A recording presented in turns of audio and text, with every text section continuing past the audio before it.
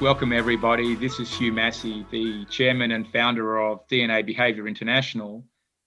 And today I'm delighted to be hosting another identity conversation. And I have with me Dr. Greg Spencer, who's based out in San Diego. He's a vice president with Footsteps to Brilliance, which is an international literacy organization. He's been doing a lot of work in schools for most of his career, and I'm going to let him talk about that in a minute, and focuses on bilingual literacy initiatives. So this is something that's extremely interesting, very important for the United States, but also for the world to build literacy. So welcome, Greg. Thank you for having me. I really appreciate the opportunity to speak with you. So just to get started for our listeners, if you can tell us a little bit more about your life and career background and how you got to this place of working with Footsteps to Brilliance. Okay, well, great. Well, I'm a country boy from Mississippi. Back home, we just call it Mississippi or Miss. And when I was a little boy, we moved to Oakland, California, where I proceeded to flunk kindergarten twice because I could not read, write, or function. I'm the oldest of 6 kids, single parent home. My journey was very interesting as a kid growing up. At the age of 9, I became a gang leader in Oakland. At the age of 12, I was recruited by Angela Davis and Huey Newton and Bobby Seale to join the Black Panthers because their headquarters was right across the street from my home in Oakland. And without a father figure at home that was consistent and loving and supportive and engaging, I sought out other men and other environments to help me really solidify my identity, who I was and who I wanted to be, and just to have some attention, like many kids that grew up in the kind of community that I did. At the age of 12, I joined the Black Panthers, as I said, and as a teenager, that was my life, learning social justice. We didn't call it that back in the day, but learning really how to really take control of your own destiny. Because at the end of the day, Hugh, I learned that it really doesn't matter who's in the White House yesterday, today, or tomorrow, or who's in the governor's house or the mayor's house. What really matters is who's in the schoolhouse and in your house. And the 3 main factors of a child growing up anywhere in the world without a literate environment, the number 1 factor is the fact that a child needs to have a 2-parent, loving, nurturing, encouraging home. Number 2 is the illiteracy rate. And number 3 is the zip code that we all grow up in. Those are the 3 determining factors of a child's success as they move on in life. And that was my background growing up. Wow. So that's quite a challenging background. And obviously you've come through it to the other side. So what prompted you to want to be, I think firstly you were a teacher. Yes, sir. And then you've moved out to work with technology companies, working in the field of literacy, providing programs. So I know a little bit about the background, but what took you down that track? Well, my shero is my mother. My mother, my background is nothing compared to hers growing up, but she's my hero, and I'm blessed that she's still alive today and about to celebrate her 85th birthday.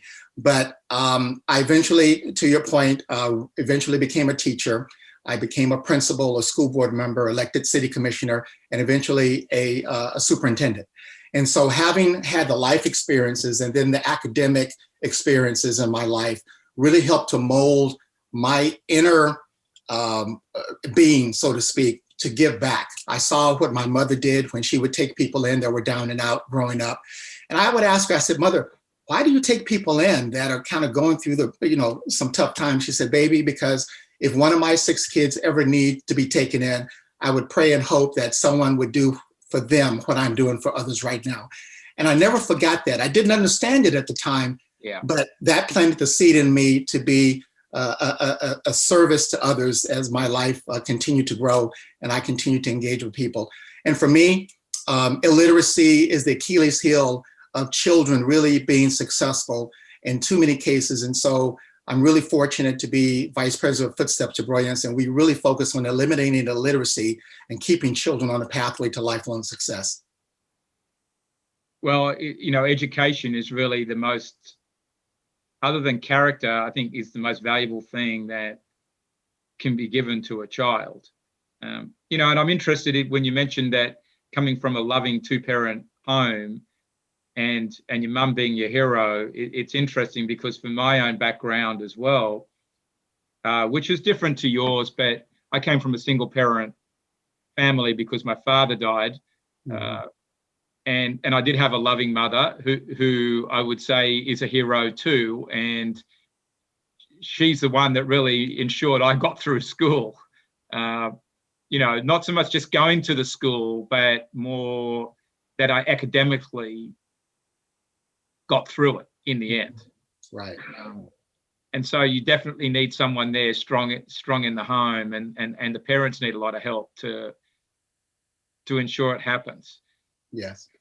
But Greg, do you think there's a pivotal moment in your career that has got you on the pathway with Footsteps to Brilliance?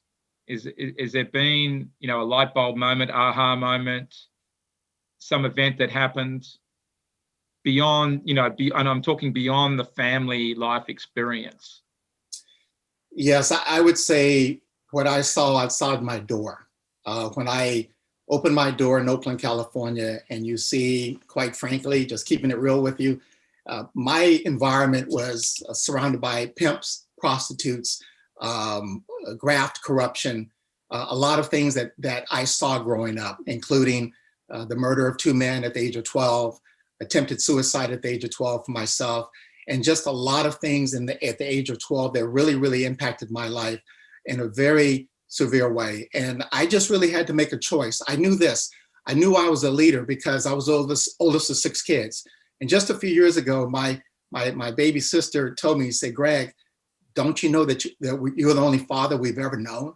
And it shocked me because I just thought I was just trying to do the best I could, but I didn't know. And I didn't realize, and my mother taught me this, but I didn't understand at that time. She says, baby, remember, there's always someone watching and always someone listening. And what I didn't know is those people were my siblings. And I realized this, that as I go, they would go. So I had to turn my skills as a leader, as a gang leader, and my skills as a leader with the Black Panthers into leadership in a way that would impact, affect, and infect other people. And so for me, when I made the decision, and it didn't happen overnight, but when I made the decision to really be of service to my siblings and then to those in the circle around me, I found that I could lead if I chose to follow a pathway to be successful myself. And so those were some of the things that really nurtured me in that process. And I'm forever grateful for. But a lot of that seed was planted when I was a child. And then I just continued to water it and have other people keep me accountable. And that's the last point I'll make, is that I had accountability folks watching out for me. And I didn't know it for years later that people had conspired to save my life. And so I'm forever grateful to those folks that saw something in me that I did not see, because at the time I didn't think I was worthy to be saved, to be nurtured, to be loved, to be encouraged.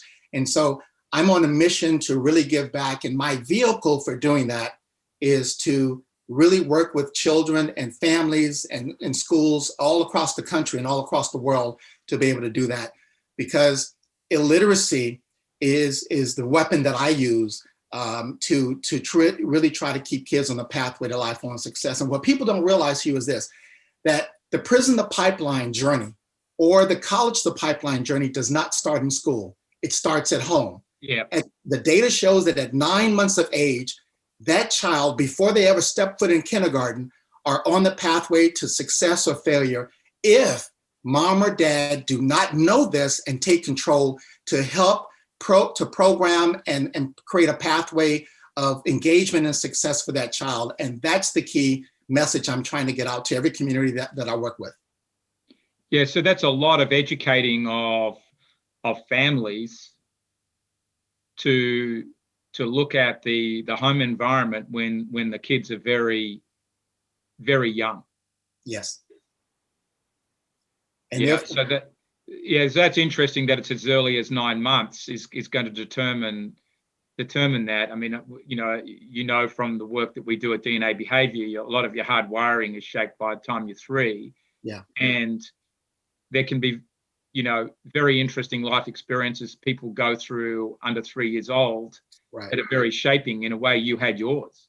Absolutely. Absolutely. And you were there with a mum, your dad not there all the time, and 6 siblings, Yes. and living in a challenged neighborhood that hardwires a lot of behavior into you. But it absolutely does. And my doctorate is in early childhood trauma and the impact on learning for Black and brown children. And one of the things that I really teach and do a lot of workshops on is the area of ACEs, adverse childhood experiences. From the age of 0 to 18, what are your life experiences? And this is an exercise that anyone can do for free on the internet. You just Google it. It's 10 questions, and it just asks you yes, no questions about any trauma that you experienced. Did you grow up in a single parent home? Did you see your mother abused? Did anyone in your home, was anyone in your home incarcerated? Just some quick questions. And it gives you your score. Any score above a 4, that child is in deep trouble decades and decades later. My score is an 8 out of 10. I've met people who have 10 out of 10 scores, primarily women, because one of the questions is sexual abuse. And too many children, especially in today's COVID world, Hugh, the data is very clear that a 10 to 14-year-old child today is 10 times more likely to commit suicide than to catch COVID. When you add on all the stressors that the world is under over the last 2 years with COVID and all the impact it's having on education, family engagement, losing multiple family members with disease or whatever the case may be, we see additional stressors that our children are faced with now. And you add on top of that single parent homes, and there's no more powerful person, no more honored person in the world, in my opinion, than a single mom trying to do the work and so forth. But with all due respect to women, a mother cannot raise a boy to be a man. And because of the work that I do with young men and fathers, one of the things that I'm finding is that we as a world are in a world of hurt. The Black community, 76% of all Black children are in single parent homes. That already is a formula for disaster in the Black community. And when you look at all the things that we're dealing with pre-COVID, and you now exasperate that with COVID, it takes it to another level. So a term I created was called COVID stress disorder, CSD, because we're seeing too many children that are not engaging in education or not engaging at home because now they're glued to the computer trying to learn. My wife and my son are teachers, and over 90% of their students have flunked their grade level this year. But every child in most districts, school districts across America, are still going to be passed on, because where are you going to put these kids? Yeah. Well, LA Unified reported, and it was an article in the paper a couple of weeks ago, that 42,000 of their high school seniors have already flunked their senior year. You're not going to retain 42,000 kids. And so we're unleashing these kids on our communities. And yes, COVID and so forth have been a big factor in that, but our communities will suffer the consequences of that. And so the work I do is this: the data is clear that the best investment for literacy is early childhood, because that's where the rubber meets the road. By the time our kids are in high school, it's way too late. And so I'm on a mission to, and it's not about our company, Footsteps to Brilliance. I'm on a mission personally to really help parents understand that they truly are their child's first and most important teacher, because the most important person in a child's life, the data is very clear, is the same-sex biological parent. But what if that parent is not in the home? Now what do? You look for other ways to get that feeling of allegiance with someone, and those allegiances can be positive and or negative. I mean, all of this is, just amazing to me and eye-opening, Greg. And I suppose it's things that I intuitively know, and I can see some of it in my own journey. Again, very different to yours. But, if I come back to some things you said before, your siblings saw you as the leader, and in a way you were the leader but you didn't know you were the leader. Right. And there were others outside the home as well that saw, if you want to call it, saw the good in you and helped you up as well. But you're a very strong personality, which is what's needed to, one, in a way, get to break the cycle and to step ahead, but also to come back and help all of these families and their children, so we don't have more lost generations. Yes. So that's something that's very important. And if we switch gears a little bit, Greg, for a minute to your business DNA discovery, and just for our listeners, when I do these interviews, the participant who's Greg Spencer today have completed a business DNA discovery. Greg's an initiator. You can go and do your own at dnabehavior.com or businessdna.com. There's a trial link there. You can take your own, take 10 minutes and get your own report. But Greg, when you completed your own business DNA discovery, what did you think of it? And just for before you answer that, just for our listeners, Greg and I are actually extremely similar in style. You could almost put our two graphs over the top of each other and you wouldn't know who is who. And I haven't really come across anybody that's as much the same as me. Now, we have 4 trillion combinations in our system, so we're not exactly the same, but it's extremely close. And there's some similarities in our upbringing and trauma. So let's go into the business DNA a little bit, Greg, and unpack it. And what did it mean for you? When you got it back, the report. Well, it's interesting you asked that question, because my first response was I almost start crying. And the reason is because when I was a child, I thought there was something very, very wrong with me, because I did things a certain way. I thought a certain way. I reacted to certain things a certain way. My mother told me something when I was 12, the age of 12 again. She said, Greg, you're a very capable person.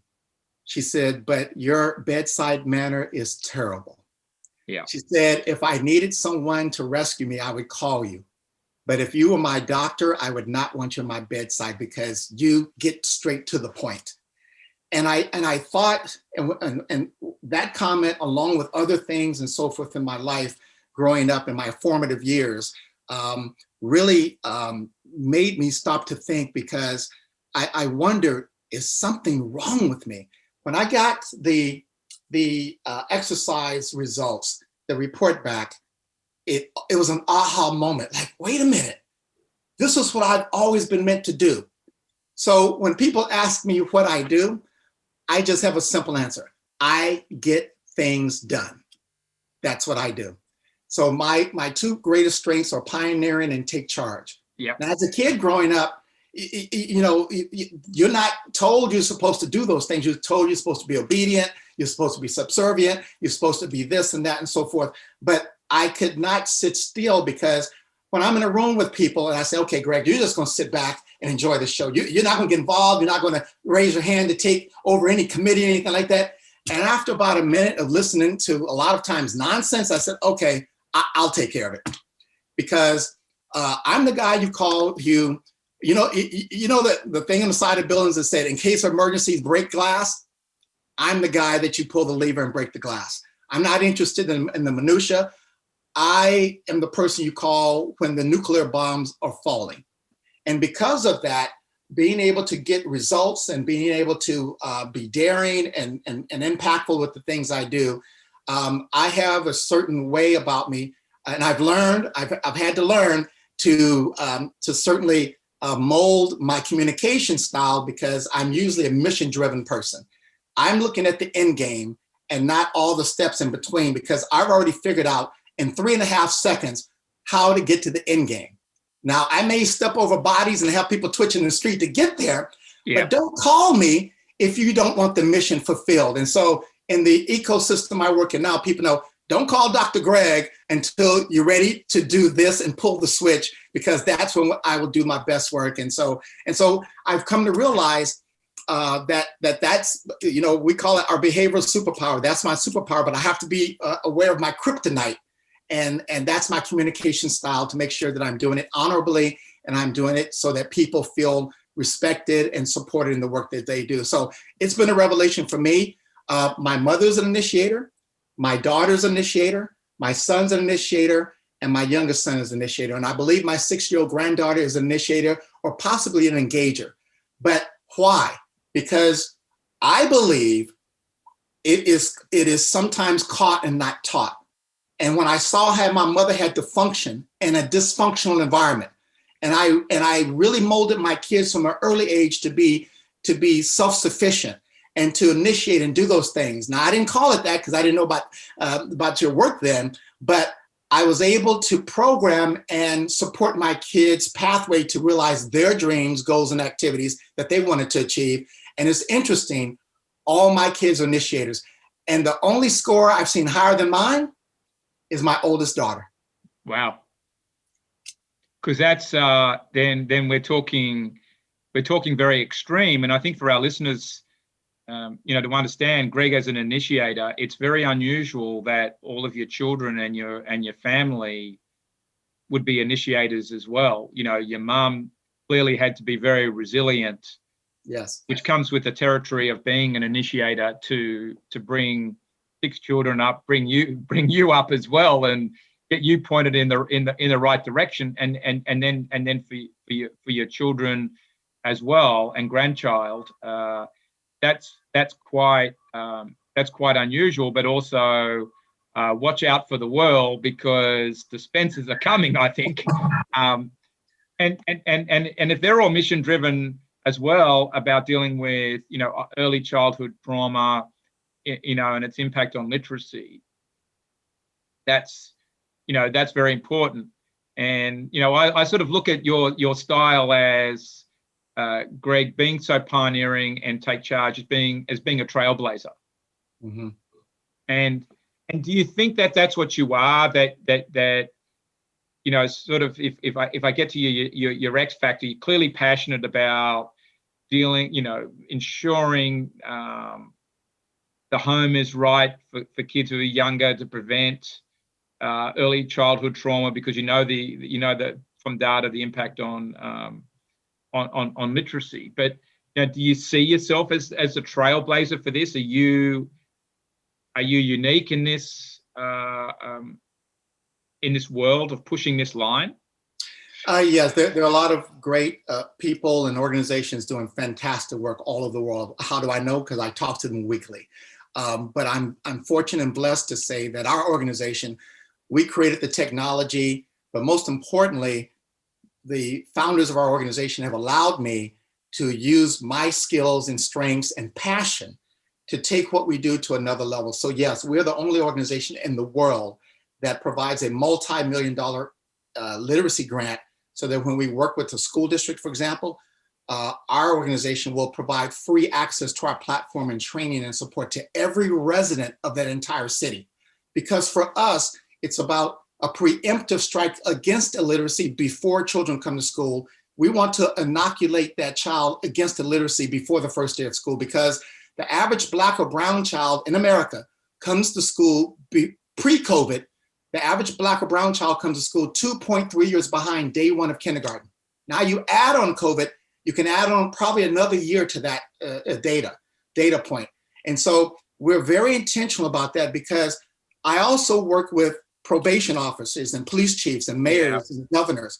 And we know that if our children are not literate by 3rd grade, that child has a prison bed waiting for them. So what is it?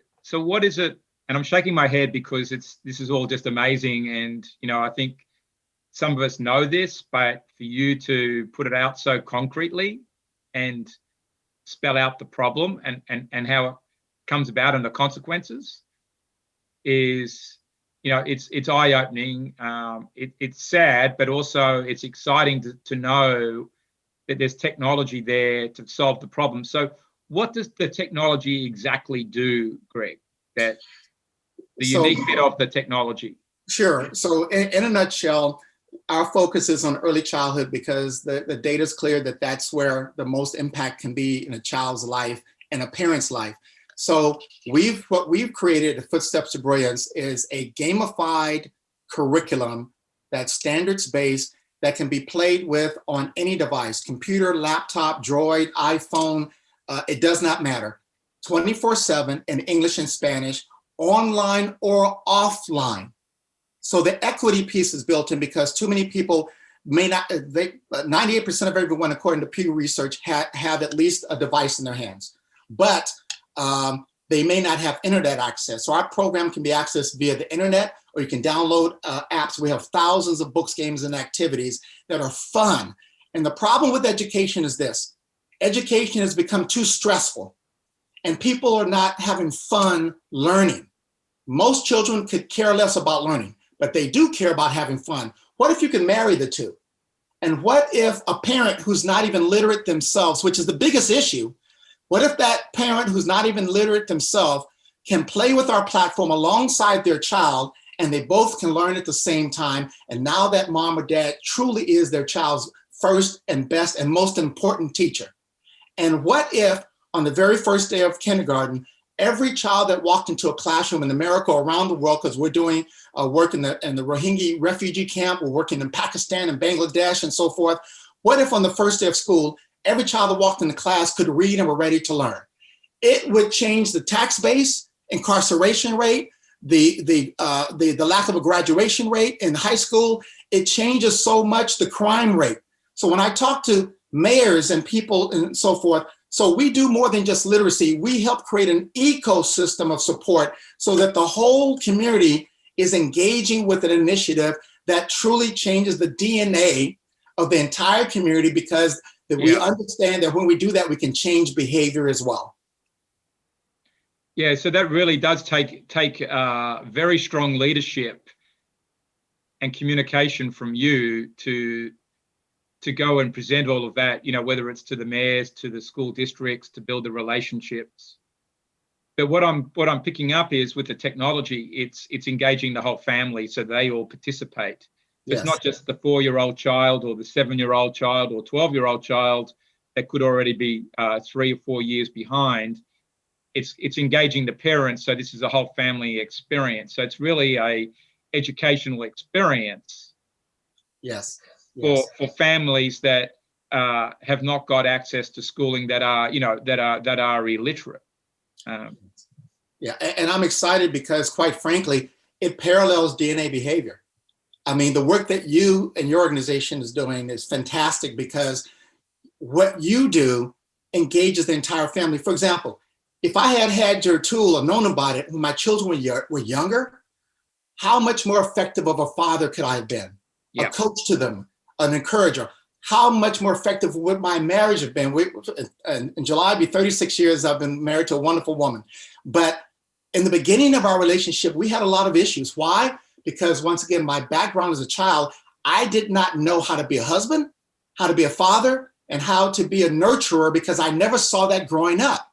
But what if I had these types of tools that helped me identify who I was and be comfortable in my own skin, and to be able to honor that with my wife and then my ecosystem, and then be able to nurture that and encourage that in my children? Too many children don't know who they are. Too many children don't know their identity, and they don't understand how important they are, because I heard a lot of times, well, you're going to wind up just like your uncle. You're going to wind up like this. You'll never be anything in life. And when you hear negatives for so long in your life growing up, and you're around negativity, you start to feed on the meal that's in front of you, irrespective of whether it tastes good or not. And so this is why I'm excited about your work. I'm excited about Footsteps to Brilliance, because at the end of the day, we are changing lives, and we have a multi-generational impact on the communities that we partner and work with every day. Yeah, because I think that for you personally, growing up in that environment that you did, you would emotionally protect yourself, and that's what the the profile report for Business DNA, for you as a very strong initiator would reflect, being very reserved, Yes. Very logical. So dealing in emotions would be a hard thing. Having the insights from these reports gives you some liberation to, okay, I've got to free myself up in that area, which is hard work, but also taking that across to the families to, at one level, educate them on the basics of life, whether it's maths, reading, history, whatever they've got to learn to become literate and functional in the world, but also with the DNA behavior part is to help them see what their strengths are, their struggles, build the family relationship to know, what, there's nothing wrong with me. I'm okay. I can love myself. Yes. Yes. So that's an important part. And I'll look forward to talking with you more another day about how we bake that in, because definitely that's important. But just, landing the plane on your identity, Greg, as we wrap up, there's technology here, but there's also a lot of evangelism for the cause. And do you see yourself more as the evangelist for the cause rather than the technologist? Sort of, what's your magic syrup or algorithm in here that you want to be remembered for as you bring this forward in the literacy space? At this age and stage of my life, Hugh, it's all about legacy building, and not for my benefit, but for the benefit of the generations to come who will never know my name. That's really what it's all about.